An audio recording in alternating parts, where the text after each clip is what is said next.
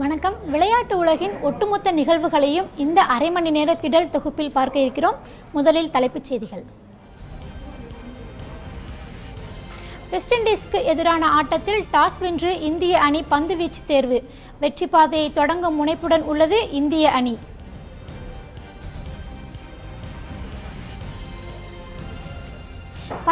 வயதிற்குட்பட்டோருக்கான சர்வதேச ஒருநாள் கிரிக்கெட் போட்டிக்கு தமிழக வீரர் ராதாகிருஷ்ணன் தேர்வு. இந்திய அணியில் இடம் பிடிப்பதே இலக்கு என பேட்டி.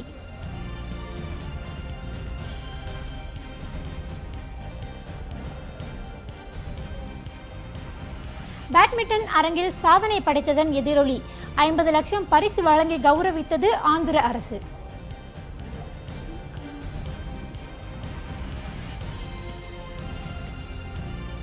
வெளியானது ப்ரோ கபடி லீக் தொடர் அட்டவணை. இறுதிப் போட்டி சென்னையில் நடைபெறுவதால் ரசிகர்கள் உற்சாகம்.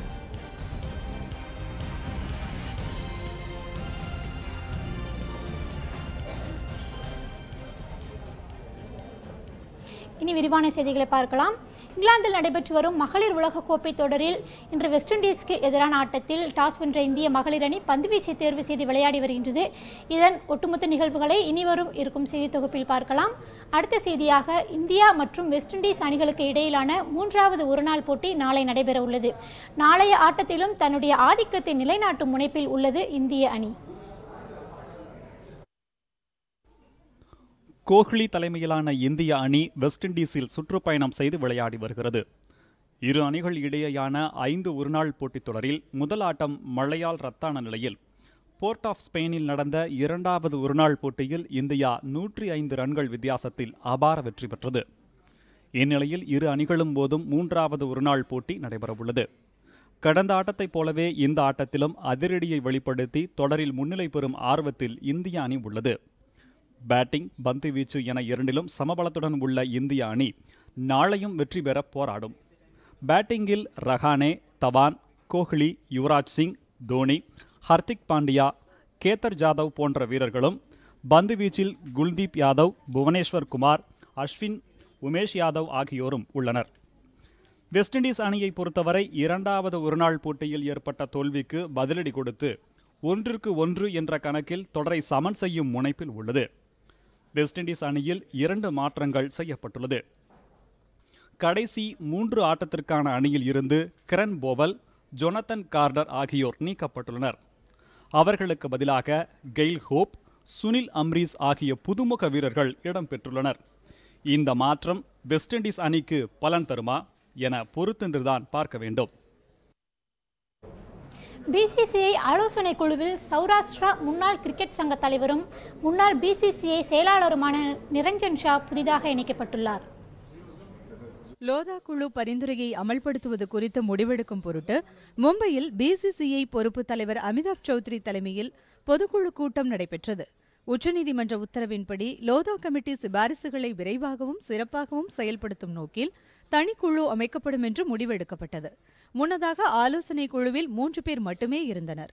அதன்படி சௌரவ் கங்குலி, ராஜீவ் சுக்லா மற்றும் அமிதாப் சௌத்ரி ஆகியோரை ஆலோசனை குழுவில் புதிதாக இணைத்துள்ளதாக பிசிசிஐ அறிவித்தது. இந்நிலையில் 73 வயதான சௌராஷ்டிரா கிரிக்கெட் சங்கத்தின் முன்னாள் தலைவர் நிரஞ்சன் ஷாவும் குழுவில் இணைக்கப்பட்டுள்ளார். இந்த குழு ராஜீவ் சுக்லா தலைமையில் இயங்க உள்ளது. குழுவில் சௌரவ் கங்குலி, நாபா பட்டாச்சார்ஜி, டிஷ்யூ மேத்யூ, அமிதாப் சௌத்ரி, அனிருத் சௌத்ரி, ஜெய்ஷா, நிரஞ்சன் ஷா ஆகியோர் உள்ளனர். இந்த ஆலோசனை குழு கூடி லோதா குழு பரிந்துரைகளை அமல்படுத்துவது தொடர்பாக பல்வேறு சிக்கல்களுக்கு தீர்வு காண உள்ளது. புதிய ஆலோசனை குழு உறுப்பினர்களின் முதல் கூட்டம் வரும் 30ஆம் தேதி நடைபெறவுள்ளது. இந்திய அணியின் தலைமை பயிற்சியாளராக இருந்த அனில் கும்ப்ளே திடீரென பதவி விலகியதை அடுத்து அந்த பதவிக்கு தொடர்ந்து பல பேர் போட்டி போட்டு வருகின்றனர். இந்நிலையில் இந்திய கிரிக்கெட் அணியின் முன்னாள் கேப்டனும் ஜூனியர் அணியின் தேர்வுக்குழு தலைவருமான வெங்கடேஷ் பிரசாத் தலைமை பயிற்சியாளர் பதவிக்கான போட்டியில் இணைய உள்ளார். இந்திய அணி கேப்டன் விராட் கோலியுடன் ஏற்பட்ட கருத்து வேறுபாட்டால் அணியின் தலைமை பயிற்சியாளர் பதவியில் இருந்து அனில் கும்ப்ளே திடீரென விலகினார். இதைத் தொடர்ந்து புதிய பயிற்சியாளராக பொறுப்பேற்க விரும்புபவர்கள் தங்கள் விண்ணப்பங்களை தரலாம் என்று பிசிசிஐ அறிவித்திருந்தது. பயிற்சியாளராக ஏற்கனவே வீரேந்திர சேவாக், டாம் மூடி, Lalchand Rajput, Dota Ganesh, Richard fibres ஆகியோர் விண்ணப்பங்களை அனுப்பியுள்ளனர். இந்நிலையில் ரவி சாஸ்திரிக்கு அடுத்தபடியாக முன்னாள் கிரிக்கெட் வீரர் வெங்கடேஷ் பிரசாத்தும் விண்ணப்பம் கொடுத்துள்ளார். 47 வயதான வெங்கடேஷ் பிரசாத் இந்திய அணிக்காக 33 டெஸ்ட் போட்டிகளிலும் 162 சர்வதேச ஒருநாள் போட்டிகளிலும் பங்கேற்றுள்ளார். தற்போது இந்திய ஜூனியர் அணியின் தலைமை தேர்வாளராக பிரசாந்த் இருக்கிறார். கடந்த 3 ஆண்டு காலமாக இவர் இந்த பதவியில் இருந்து வருகிறார். அவரின் பதவிக்காலம் இந்த ஆண்டு செப்டம்பர் மாதத்துடன் முடிவடைய உள்ளது.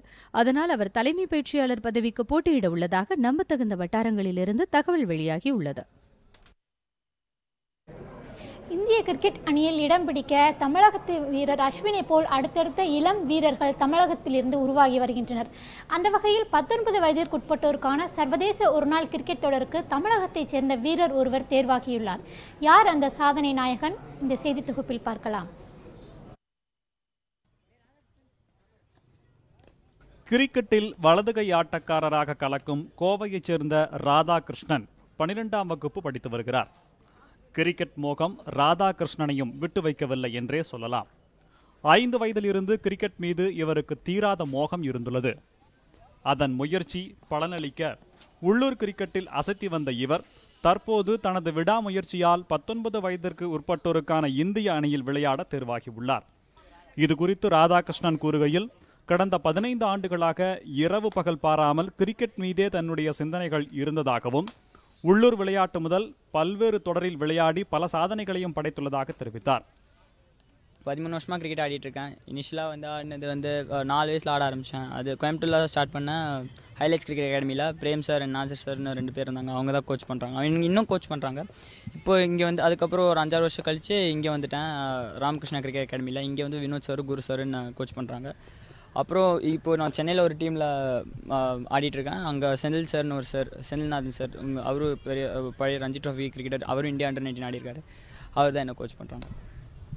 நாள்தோறும் 100க்கும் மேற்பட்ட மாணவர்களுக்கு பயிற்சி அளித்தாலும் அதில் ராதாகிருஷ்ணனின் ஆட்ட நுணுக்கங்கள் வித்தியாசமாக இருப்பதும் கண்டு ஆச்சரியம் அடைந்ததாகவும் நிகழ்ச்சியுடன் தெரிவிக்கிறார் பயிற்சியாளர் குருசாமி. ராதாகிருஷ்ணன் என்கிட்ட வர்றபோது 8 வயசு. இப்போ 10 வருஷமாச்சு. நல்லா கேம் நல்லா பழகிட்டான், நல்லா பிக்கப் பண்ணிட்டான். Technically very sound batsman. So அவங்ககிட்ட நிறையா நான் எதிர்பார்க்குறேன். இந்தியா அண்டர் 19 இல்லை, அவன் ஒரு நாள் இந்தியா கப் சீனியர்ஸ்க்கு ஆடணும். அதுதான் என்னோடய எதிர்பார்ப்பு. அதுக்கு நாங்கள் எல்லாம் முயற்சி எடுப்போம். ஏன்னா அவனும் நல்லா கோஆப்ரேட் பண்ணுறான், நல்லா வருவான்றது என்னோட நம்பிக்கை. 19 வயதிற்குட்பட்டோருக்கான இந்திய அணியின் பயிற்சியாளர் ராகுல் டிராவிட் தன்னுடைய ஆட்டத்தை பார்த்து பாராட்டியதாகவும், தன்னுடைய குரு டிராவிட் தான் என்றும், அவரை போல் விளையாடி இந்திய அணியில் பல சாதனைகளை செய்வதே தனது லட்சியம் எனவும் கூறுகிறார் ராதாகிருஷ்ணன். எனக்கு சின்ன வயசுலேருந்தே ரோல் மாடல் பார்த்தீங்கன்னா ராகுல் டிராவிட் சார் தான். எனக்கு என்ன பெரிய லக்னா ராகுல் டிராவிட் சார் தான் எனக்கு கோச்சாக வராரு. அவர்கிட்டேருந்து நிறைய கற்றுக்கலான்னு விரும்புகிறேன். அடுத்த மாதம் 15ஆம் தேதி ராதாகிருஷ்ணன் இங்கிலாந்து கிளம்ப உள்ளார். அவரது அடுத்த கனவான ரஞ்சி கோப்பை உள்ளூர் தொடரில் விளையாடி திறமையை நிரூபித்து அதன் பிறகு IPL தொடர் என அடுத்தடுத்து பெயர் பெற்று விரைவில் இந்திய அணிக்கு மாணவன் ராதாகிருஷ்ணன் விளையாடுவார் என நம்பிக்கை தெரிவித்தார் பயிற்சியாளர் குருசாமி. ராதாகிருஷ்ணனின் லட்சியம் கூட அதுவாகத்தான் இருக்கும். கோவையில் நடைபெற்ற மாவட்ட அளவிலான பேட்மிண்டன் போட்டியில் கேரள கிளப் அணி ஒட்டுமொத்த சாம்பியன்ஷிப் பட்டத்தை தட்டிச் சென்றது. வீரர்கள் வெற்றிக்காக போராடிய விறுவிறுப்பான காட்சிகளை இந்த செய்தியில் பார்க்கலாம்.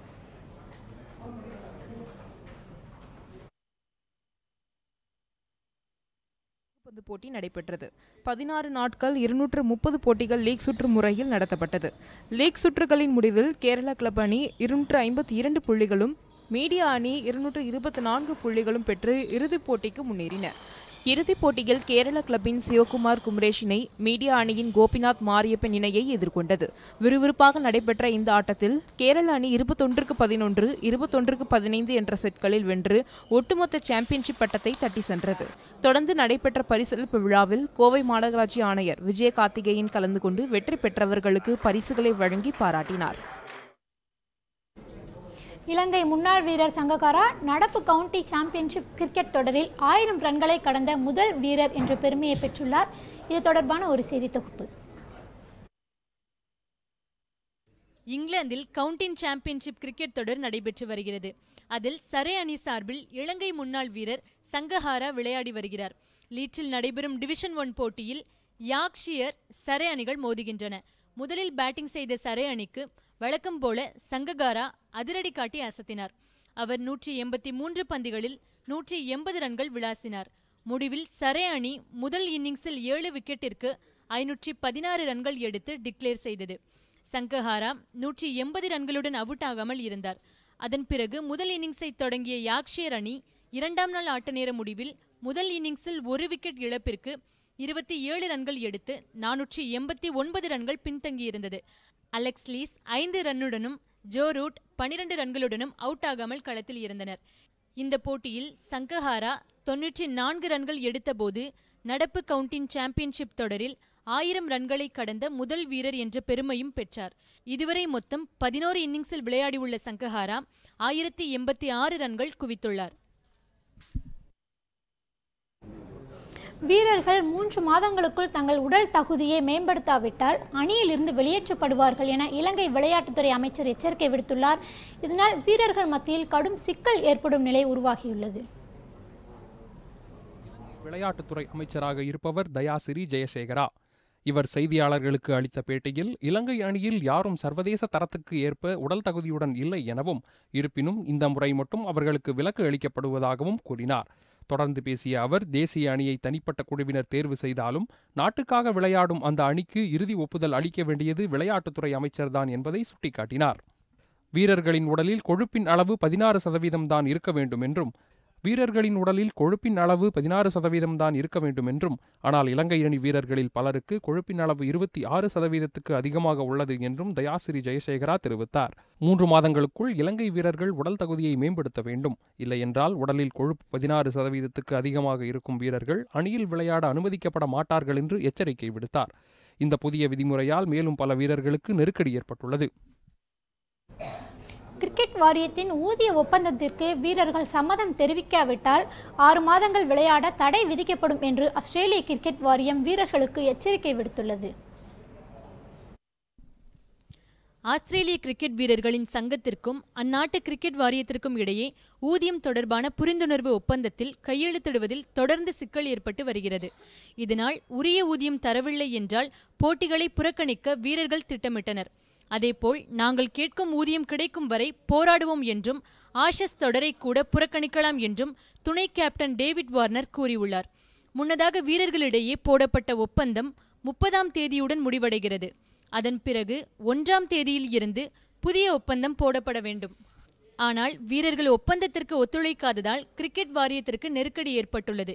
இந்நிலையில் வீரர்கள் ஒத்துழைக்கவில்லை என்றால் 6 மாத தடையை சந்திக்க வேண்டியிருக்கும் என்று ஆஸ்திரேலிய கிரிக்கெட் வாரியம் எச்சரிக்கை விடுத்துள்ளது. இதுகுறித்து பேசிய ஆஸ்திரேலிய கிரிக்கெட் வாரியத்தின் ஹோவார்ட், ஒப்பந்தத்தில் கையெழுத்திடாத ஆஸ்திரேலிய வீரர்கள் ஐசிசி ஒப்புதலுடன் நடைபெறும் வெளிநாட்டு கிரிக்கெட் வாரியத்தால் நடத்தப்படும் போட்டிகளில் விளையாட முடியாது என்றும், அதேபோல் காட்சி கிரிக்கெட்டிலும் விளையாட 6 மாதத்திற்கு அனுமதி வழங்க முடியாது என்றும் கூறியுள்ளார். கிரிக்கெட் வாரியத்தின் எச்சரிக்கையால் வீரர்களுக்கு சிக்கல் ஏற்பட்டுள்ளது. பேட்மிண்டன் உலகில் ஒலிம்பிக்கில் சிந்து வெள்ளிப்பதக்கம் வென்றதை அடுத்து தற்பொழுது அனைவரின் கவனமும் ஸ்ரீகாந்த் மீது எழுந்திருக்கின்றது. ஆஸ்திரேலியா மற்றும் இந்தோனேசிய ஓபனில் பட்டம் வென்று வரலாறு படைத்த ஸ்ரீகாந்திற்கு கௌரவிக்கும் விதமாக ஆந்திர அரசு 50 லட்சம் ரூபாய் ரொக்கப்பரிசு வழங்கி அறிவித்துள்ளது. சமீபத்தில் நடைபெற்ற இந்தோனேசிய மற்றும் ஆஸ்திரேலிய ஓபன் சூப்பர் சீரிஸ் தொடரில் இந்திய வீரர் ஸ்ரீகாந்த் பட்டம் வென்று புதிய வரலாற்று சாதனை படைத்தார். வரலாறு படைத்த ஸ்ரீகாந்திற்கு மோடி உட்பட அனைத்து தரப்பிலிருந்தும் வாழ்த்துக்கள் குவிந்தன. அவரை ஊக்குவிக்கும் விதமாக இந்திய பேட்மிண்டன் சங்கம் 5 லட்சமும், கோபிச்சந்த் அகாடமி சார்பில் 3 லட்சமும் பரிசு அறிவிக்கப்பட்டது. இந்நிலையில் ஸ்ரீகாந்தை கௌரவிக்கும் விதமாக ஆந்திர முதலமைச்சர் சந்திரபாபு நாயுடு சார்பில் பாராட்டு விழா நடத்தப்பட்டது. விழாவின் போது முதல்வர் சந்திரபாபு நாயுடுவும் ஸ்ரீகாந்தும் பேட்மிண்டன் விளையாடினர்.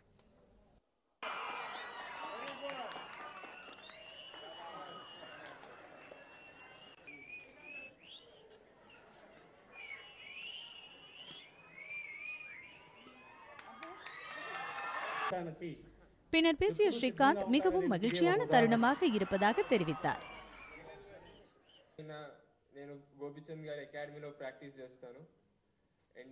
ரொம்ப சந்தோஷமா இருக்கு. அந்த மகிழ்ச்சியை வார்த்தையால விவரிக்க முடியல. நான் கோபிச்சந்த் அகாடமியில சேர்ந்து பயிற்சி எடுத்து இந்த சாதனையை செஞ்சிருக்கேன். அந்த அகாடமி அமையறதுக்கு இடம் கொடுத்து முழு ஒத்துழைப்பு வழங்கிய முதலமைச்சர் தான். அந்த அகாடமி அமையறதுக்கு இடம் கொடுத்து முழு ஒத்துழைப்பு வழங்கினது முதலமைச்சர் தான். வேறு யாராவது இருந்தா இந்த அளவுக்கு ஒத்துழைப்பு இருக்குமான்றது தெரியல. பயிற்சியாளர் கோபிச்சந்துக்கு இந்த தருணத்துல நன்றி தெரிவிச்சுக்கிறேன். வரலாறு படைத்த ஸ்ரீகாந்துக்கு ஆந்திர அரசு சார்பில் 50 லட்சம் ரூபாய் ரொக்கப்பரிசும் அமராவதியில் 1000 ஸ்கொயர் யார்டு நிலம் வழங்கப்படும் என முதல்வர் அறிவித்தார். தவிர தற்போது ஸ்ரீகாந்த் இந்தியன் ஆயில் கார்ப்பரேஷன் நிறுவனத்தில் பணிபுரிந்து வருகிறார். அவர் விரும்பினால் அரசு வேலையில் இணையலாம் எனவும் ஆந்திர முதலமைச்சர் தெரிவித்தார். விளையாட்டு உலகில் சாதிக்கும் ஒவ்வொரு இந்தியருக்கும் இதேபோல் ஊக்குவிக்கும் விதமாக அனைத்து சலுகைகளும் வழங்கப்படும் எனவும் சந்திரபாபு நாயுடு தெரிவித்தார். செய்திகளை தொடர்ந்து சமூக வலைத்தளங்களில் ஸ்போர்ட்ஸ் ரிலேட்டடாக இப்போ ட்ரெண்டிங்கில் என்னென்ன தகவல்கள் இருக்குங்கிற அப்டேட்டோட காத்திருக்காங்க செய்தியாளர் சங்கரவடிவு. நன்றி மீனா. சமூக வலைத்தளங்களில் நாளுக்கு நாள் ரசிகர்களும் சரி ஸ்போர்ட்ஸ் வீரர்களும் சரி தங்களுடைய அப்டேட்ஸ் கொடுக்கறதுல வந்து இன்ட்ரெஸ்டிங்காக தான் இருந்துட்டு இருக்காங்க. ஸோ அந்த வகையில் இன்னைக்கு சோஷியல் மீடியாவில் விளையாட்டு வீரர்களும் ரசிகர்களும் எந்த மாதிரிலாம் கருத்தை பகிர்வு பண்ணியிருக்காங்கன்னு பார்க்கலாம். முதல் செய்தியாக பார்த்தீங்க அப்படின்னா ஃபுட்பாலில் வந்து இன்னைக்கு வந்து ஒரு புகைப்படம் வந்து ட்ரெண்டிங்கில் இருந்துட்டு இருக்கிறது. ஃபிஃபா ஃபுட்பால் வந்து ஒரு புகைப்படத்தை வந்து ட்ரெண்ட் பண்ணியிருக்கிறாங்க. அதாவது இன்றைய தினம் 1986 ஃபிஃபா ஃபுட்பால் மேட்ச்ல வந்து ஜெர்மனியும் அர்ஜென்டினாவும் வந்து மோதினாங்க. இதில் வந்து 3-2 அப்படின்ற கோல் கணக்கில் வந்து அர்ஜென்டினா வந்து வின் பண்ணியிருக்கிறாங்க. இந்த வெற்றி வந்து அர்ஜென்டினாவுக்கு வந்து 2வது வெற்றி. ஸோ அந்த வெற்றி குறித்த புகைப்படங்களை இன்னைக்கு பதிவு பண்ணியிருக்காங்க. அடுத்த செய்தியாக பார்த்தீங்க அப்படின்னா பிரதமர் நரேந்திர மோடி தன்னுடைய ட்விட்டர் பக்கத்தில் ஒரு பதிவு பண்ணியிருக்காரு. என்னன்னு பார்த்தீங்க அப்படின்னா on 13th evening I shall inaugurate and integrated the sports and entertainment arena project அப்படின்னு சொல்லிட்டு போட்டிருக்காரு. அதாவது அவர் வந்து அரேனா ப்ராஜெக்ட் மூலமா ஒரு ஸ்போர்ட்ஸ் அண்ட் என்டர்டைன்மெண்ட்கான ஒரு திடலை வந்து அவர் வந்து நாளைக்கு வந்து துவக்க இருக்கிறாரு. ஸோ இதற்கான துவக்க விழா நாளைக்குன்னு சொல்லிட்டு ஒரு பதிவு வந்து வெளிப்படுத்தியிருக்காங்க. அடுத்த செய்தியாக பார்த்தீங்க அப்படின்னா இந்திய பேட்மிண்டன் வீரரான ஸ்ரீகாந்த் வந்து இவர் வந்து இந்தியாவுக்கான ஆஸ்திரேலிய ஓப்பன் பேட்மிண்டன் தொடரில் வந்து இவர் வந்து வெற்றி பெற்றிருக்கிறாரு. ஸோ அது மட்டும் இல்லாமல் இவருக்காக ஆந்திர முதலமைச்சர் சித்தாராமையா வந்து ஆந்திர முதலமைச்சர் சந்திரபாபு நாயுடு வந்து இவருக்காக வந்து 50 லட்சம் பரிசு தொகையை வந்து அறிவிச்சிருக்கிறாங்க. ஸோ அது குறித்த புகைப்படங்களை வந்து இன்னைக்கு வந்து கிடம்பி ஸ்ரீகாந்த் வந்து தன்னுடைய ட்விட்டர் பக்கத்தில் வந்து போட்டு ட்ரெண்ட் பண்ணியிருக்காங்க. அது மட்டும் இல்லாமல் அவர் வந்து அவங்களுக்கு வந்து ஒரு திருப்பதி சிலையை வந்து பரிசளிக்கிற மாதிரியான புகைப்படங்களும் இன்னைக்கு ட்ரெண்டிங்கில் இருக்கு. அடுத்த செய்தியாக பார்த்தீங்க அப்படின்னா விமென்ஸ் வேர்ல்ட் கப் வந்து ஸ்டார்ட் ஆகி ரொம்பவும் இன்ட்ரெஸ்டிங்காக போயிட்டு இருக்கு. ஸோ இந்த வேர்ல்ட் கப்பில் வந்து இந்தியாவும் வெஸ்ட் இண்டீஸும் வந்து இன்னைக்கு ப்ளே பண்ண போறாங்க. இந்தியா வந்து இப்போ டாஸ் வந்து வின் பண்ணிட்டாங்க. ஸோ டாஸ் வின் பண்ண கையோட வந்து அவங்க வந்து ஃபீல்டிங் வந்து சூஸ் பண்ணியிருக்காங்க. மோஸ்ட்லி இப்போ வந்து டாஸ் வின் பண்ற எல்லாருமே வந்து ஃபீல்டிங் தான் வந்து அடிக்கடி சூஸ் பண்றாங்க. ஸோ அது குறித்து தான் இன்னைக்கு ஒரு விளையாட்டு வந்து இன்னைக்கு போயிட்டு இருக்கு. அடுத்த செய்தியாக பார்த்தீங்க அப்படின்னா தமிழ்நாடு பிரீமியர் லீக் வந்து ஸ்டார்ட் ஆகி இது வந்து வர இருக்கிறது. இந்த பிரீமியர் லீக் வந்து ஜூலை மாதம் வந்து 22ஆம் தேதி வெளிவர இருக்கிறது. ஸோ இது குறித்த ஒரு வீடியோ வந்து ஸ்போர்ட்ஸ் வந்து தங்களோட ட்விட்டர் பக்கத்தை வந்து வெளிப்படுத்தி இருக்காங்க. இந்த வீடியோவில் பார்த்தீங்க அப்படின்னா தமிழ்நாடு பிரீமியர் லீக்ல வந்து எந்தெந்த அணிகள்லாம் விளையாட இருக்கிறாங்க அப்படின்ற ஒரு விவரத்தையும் வந்து நமக்கு வந்து கொடுத்துருக்காங்க. ஸோ வந்து இந்த பிரீமியர் லீக் வந்து ஸ்டார்ட் ஆயிடுச்சு. இதுக்கு வந்து ரசிகர்கள் எல்லாருமே தயாரா இருங்க, ரெடியா இருங்கன்னு சொல்லிட்டு இந்த வீடியோவில் பதிவு பண்ணியிருக்காங்க. அடுத்த செய்தியாக பார்த்தீங்க அப்படின்னா பேட்மிண்டன் வீராங்கனையான சாய்னா நேவால் வந்து தன்னுடைய ட்விட்டர் பக்கத்தில் ஒரு வீடியோ வந்து போட்டிருக்காங்க. இந்த வீடியோ பார்த்தீங்க அப்படின்னா இன்ட்ரெஸ்டிங் த வீடியோ கேம் அப்படின்னு சொல்லிட்டு பதிவு பண்ணியிருக்காங்க. அவங்க வந்து தங்களுடைய வீட்டில் வந்து சும்மா இருக்கிற நேரத்தில் கூட நான் வந்து வீடியோ கேம் தான் விளையாடுவேன்னு சொல்லிட்டு இந்த வீடியோ கேம் வந்து எப்படி விளையாடுறாங்க நான் வந்து இன்ட்ரெஸ்டிங்காக விளையாண்டுட்டு இருக்கிறேன்னு சொல்லிட்டு இந்த வீடியோ வந்து பதிவு பண்ணியிருக்காங்க. அடுத்த செய்தியாக பார்த்தீங்க அப்படின்னா ஐசிசி வந்து தங்களுடைய ட்விட்டர் பக்கத்தில் வந்து T20க்கான பேட்ஸ்மேன்களுக்கான ரேங்கிங் பட்டியலை வந்து வெளியிட்டிருக்காங்க. இதில் வந்து பார்த்தீங்க அப்படின்னா முதல் 10 இடங்களில் பங்களாதேஷ் பிளேயரான சபீர் ரஹ்மான் வந்து இடம் பிடிச்சிருக்கிறாரு. பங்களாதேஷ் நாட்டில் வந்து ஒரு பிளேயர் மட்டும்தான் இதுவரைக்கும் வந்து முதல் 10 இடத்துல இடம் பிடிச்சிருந்தாங்க. ஸோ அந்த வகையில் இவர் வந்து 2வது இடத்துல வந்து இருக்கிறாரு, முதல் 10 இடத்தை பிடித்த வீரர் அப்படின்றதுல. இதில் வந்து இந்திய சார்பில் பார்த்தீங்க அப்படின்னா முதல் இடத்துல வந்து விராட் கோலி இருக்கிறாரு அப்படின்றது குறிப்பிடத்தகுந்த விஷயம். அடுத்த செய்தியாக பார்த்தீங்க அப்படின்னா ஸ்ரீகாந்த் வந்து தன்னோட பிசிசி வந்து ஒரு பதிவை வந்து வெளியிட்டிருக்காங்க. இது என்ன பதிவுன்னு பார்த்தீங்க அப்படின்னா புவனேஸ்வர் குமார் வந்து சொல்லியிருக்காரு அவர் வந்து ஸ்விங் பவுல் வந்து நல்லா போடுறாருன்னு சொல்லிட்டு. ஸோ இப்போ வந்து மேட்ச் வந்து ஸ்டார்ட் ஆக இருக்கிறது இந்தியா வெஸ்ட் இண்டீஸ்க்கான மேட்ச். ஸோ இந்த மேட்ச்ல வந்து இவர் வந்து எப்படி வெளிப்படுத்துவாருன்னு சொல்லிட்டு ரசிகர்கள் எல்லாருமே வந்து காத்துட்டு இருக்காங்க. இன்னைக்கு சமூக வலைத்தளங்கள் இந்த மாதிரியான விஷயங்கள் தான் ட்ரெண்டிங்ல இருக்கு. மீனா, நன்றி. சமூக வலைத்தள பதிவுகளுக்கு நன்றி சங்கரவடிவு. தொடர்ந்து செய்திகளை பார்க்கலாம். விம்பிள்டன் தொடருக்கு முன்னோட்டமாக பிரிட்டனில் நடைபெற்று வரும் ஏகான் சர்வதேச டென்னிஸ் தொடரில் முன்னணி வீரரான ஜோகோவிச் காலிறுதிக்கு முன்னேறியுள்ளார். இரட்டையர் பிரிவில் இந்தியாவின் ஜீவன் நெடுஞ்செழியன் இணையும் காலிறுதிக்கு முன்னேறியுள்ளது. பிரிட்டனின் ஈஸ்ட்பர்ன் நகரில் ஏகான் சர்வதேச டென்னிஸ் தொடர் நடைபெற்று வருகிறது. இதில் முன்னணி வீரரான செர்பியாவின் ஜோகோவிச் நேரடியாக 2வது சுற்றில் களமிறங்கினார். 2வது சுற்றில் ஜோகோவிச் கனடா வீரர் வசெக் பொஸ்பிசில்லை எதிர்கொண்டார். இதில் நேர்த்தியாக விளையாடிய ஜோகோவிச் 6-4, 6-3 என நேர் செட்டில் வெற்றி பெற்று காலிறுதிக்கு முன்னேறினார். இரட்டையர் பிரிவில் இந்தியாவின் ஜீவன் நெடுஞ்செழியன் ஆஸ்திரேலியாவின் மேட்ரிட் இணை, அமெரிக்காவின் ரயான் ஆஸ்திரேலியாவின் மைக்கேல் வீனஸ் இணையை எதிர்கொண்டது. முதல் செட்டை 6-3 என எளிதாக கைப்பற்றிய ஜீவன் இணை 2வது செட்டை 3-6 என தவறவிட்டது. மூன்றாவது செட் ஆட்டத்தில் அனல் பறந்தது. இரு வீரர்களும் மாறி மாறி புள்ளிகளை குவிக்க இறுதியில் 10-7 என ஜீவன் இணை போராடி காலிறுதிக்கு முன்னேறியது. IPL மற்றும் ISL தொடர்களை தொடர்ந்து கபடி விளையாட்டிலும் இளம் வீரர்களை உருவாக்கும் வகையில் ப்ரோ கபடி லீக் தொடர் தொடங்கப்பட்டது. இதன் 5வது சீசனுக்கான அட்டவணை இன்று வெளியிடப்பட்டது. அதன்படி வரும் ஜூலை 28ஆம் தேதி நடைபெறவுள்ள முதல் போட்டியில் சென்னை மற்றும் ஹைதராபாத் அணிகள் மோத இருக்கின்றன. இது தொடர்பான ஒரு செய்தி தொகுப்பு. IPL கிரிக்கெட் போட்டி பாணியில் கடந்த 2014ஆம் ஆண்டு தொடங்கப்பட்டது ப்ரோ கபடி லீக். இதில் டெல்லி, மும்பை, பெங்களூரு, கொல்கத்தா, ஹைதராபாத், பாட்னா, புனே, ஜெய்ப்பூர் என மொத்தம் 8 அணிகள் பங்கேற்றனர். இத்தொடருக்கு நல்ல வரவேற்பு கிடைத்து வருவதால் நடப்பு 5வது சீசனில் சென்னை, ஹரியானா, குஜராத், உத்தரப்பிரதேசம் என மேலும் 4 அணிகள் கூடுதலாக சேர்க்கப்பட்டுள்ளன. நடப்பு தொடரில் மொத்தம் 113 போட்டிகள் 90 நாட்கள் நடக்க உள்ளன. இத்தொடருக்கான அட்டவணை நேற்று வெளியிடப்பட்டது. 12 அணிகள் 2 பிரிவுகளாக பிரிக்கப்பட்டு லீக் போட்டிகள் நடத்தப்படும். ஏ பிரிவில் டெல்லி, ஜெய்ப்பூர், புனே, மும்பை, ஹரியானா, குஜராத் அணிகள் உள்ளன. பி பிரிவில் ஹைதராபாத், பெங்களூரு, பாட்னா, பெங்கால், ஊபி மற்றும் தமிழக அணிகள் இடம்பெற்றுள்ளன. லீக் போட்டிகளின் முடிவில் ஒவ்வொரு பிரிவிலும் முதல் 3 இடங்களை பிடிக்கும் அணிகள் பிளே ஆஃப் சுற்றுக்கு தகுதி பெறும். அதில் 3 தகுதி சுற்று, 2 எலிமினேட்டர் போட்டிகள் நடத்தப்படும். பிளே ஆஃப் சுற்றில் தகுதி சுற்று 1, 2இல் வெற்றி பெறும் அணிகள் எலிமினேட்டர் 1இல் விளையாடும். தகுதி சுற்று 3இல் வெற்றி பெறும் அணி நேரடியாக ஃபைனலுக்கு தகுதி பெறும். அதில் தோல்வியடையும் அணி எலிமினேட்டர் 1இல் வெற்றி பெறும் அணியுடன் விளையாடும். அதில் வெல்லும் அணி இறுதிப் போட்டிக்கு முன்னேறும். இறுதிப் போட்டி வரும் அக்டோபர் மாதம் 28ஆம் தேதி சென்னையில் நடைபெறவுள்ளது. முதல் முறையாக தமிழக அணி இந்த சீசனில் களமிறங்குவதால் எதிர்பார்ப்பு அதிகமாக உள்ளது. சுஷில்குமாரை மல்யுத்த போட்டியின் கண்காணிப்பாளராக நியமித்ததற்கு நர்சிங் யாதவ் கண்டனம் தெரிவித்து கேள்வி எழுப்பியுள்ளார். நர்சிங் யாதவ் கேள்வி எழுப்பியதற்கான காரணம் என்ன? இந்த செய்தியில் பார்க்கலாம். மத்திய விளையாட்டுத்துறை அமைச்சகம் சார்பில் மல்யுத்த போட்டியின் தேசிய கண்காணிப்பாளராக ஒலிம்பிக்கில் 2 முறை பதக்கம் வென்ற சுஷில்குமார் நியமிக்கப்பட்டுள்ளார்.